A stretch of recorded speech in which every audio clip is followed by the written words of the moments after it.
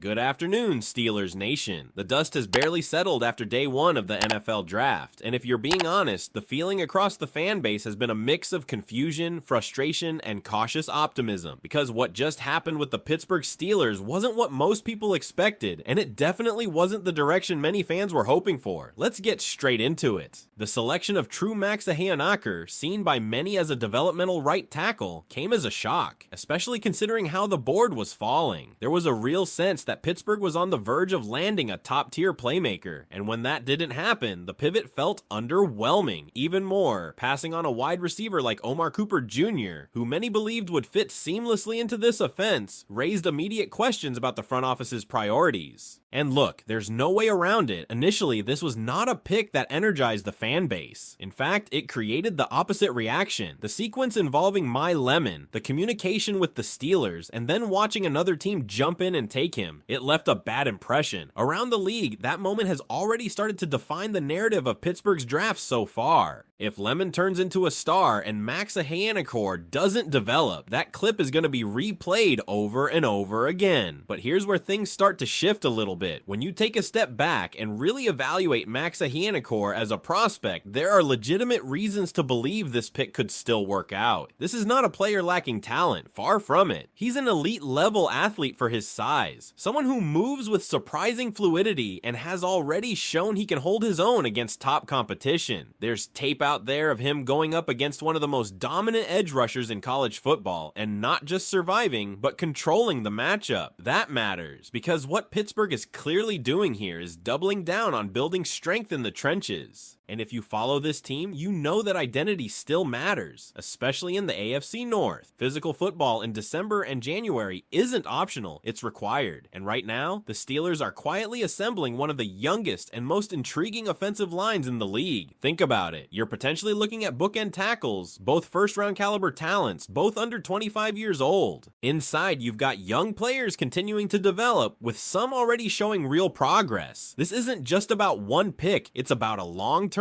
vision, and that vision becomes even clearer when you look ahead, because there's a very real possibility that Pittsburgh is positioning itself for a quarterback move in the near future. Maybe not today, maybe not even this year, but soon. And when that moment comes, the last thing you want is to throw a young quarterback behind an unstable offensive line. By investing now, the Steelers are trying to eliminate that problem before it even exists. That's the strategy. They're not just drafting for 2026, they're building for 2027 and beyond. Still, that doesn't erase the questions. Was this the right moment to pass on offensive weapons? Did the team overthink the situation instead of reacting to how the board actually unfolded? And most importantly, are fans willing to be patient with a pick that might take time to justify itself? Because that's what this comes down to. Max Ahianaker might not be the flashy selection. He might not sell jerseys tomorrow. But if he develops the way the coaching staff believes he can, this could end up being one of those picks that looks a lot better a year or two from now. For now though, the reaction remains split. Some see the long-term logic, others can't get past the missed opportunity. And as we head into day 2, with multiple picks still in play and the possibility of trades on the table, the pressure is on the Steelers to balance this draft class and address the areas that fans feel were overlooked. So let me ask you this, after everything that happened in round 1, do you trust the Steelers' long-term vision with this pick, or do you still believe they missed a major opportunity when it mattered most? And that's exactly where the conversation shifts as we move into day 2, because now it's no longer just about defending the first-round decision, it's about what the Pittsburgh Steelers do next to complete the picture. This is where drafts are truly defined. Not just by one pick, but by how you respond after it. You're sitting here with multiple selections, real flexibility, and a board that still has impact players available at positions of need. And from everything we've seen, there's a strong sense that Pittsburgh could get aggressive. There's already talk about the possibility of trading up, especially early in round 2. And honestly, that might be exactly what this situation calls for. Because if you passed on a wide receiver in round 1, you can't afford to ignore that position much longer. There are still names on the board that could come in and contribute right away. Receivers with size, route running ability, and the kind of versatility that this offense has been missing. The Steelers have already shown interest in several of them throughout the pre-draft process, which tells you this isn't a blind spot, it's a calculated delay. The question is whether that patience pays off. At the same time, there's another path here, and it's one that lines up perfectly with what we talked about earlier, continuing to build the offensive line. If a player like Emmanuel Pregnon is available in that early second round range, that becomes a very real option. And if that happens, you're looking at a scenario where Pittsburgh is fully committing to building one of the most dominant young offensive fronts in football. Imagine that for a second. A line stacked with recent high draft picks, all developing together, all growing into their roles at the same time. That's how you create stability. That's how you give any quarterback, whether it's someone already on the roster or a future draft pick, the best possible chance to succeed. And don't overlook how this connects to the bigger picture. There's been quiet but consistent discussion about the Steelers potentially targeting a quarterback in a future draft. Whether it's someone like Drew Aller or another prospect down the line, the groundwork is being laid right now. You don't build the house after you move in, you build it before. But let's not ignore the rest of the roster, because there are still holes that need attention. The secondary, for example, could use more versatility and athleticism. Adding a player who can move between safety and nickel roles would give this defense more flexibility, especially in today's NFL where offenses are constantly trying to create mismatches. Then there's the defensive line depth, finding rotational players who can contribute early and potentially develop into starters later. That's the kind of value you look for in the middle rounds. It's not always flashy, but it's necessary if you want to sustain success over a full season.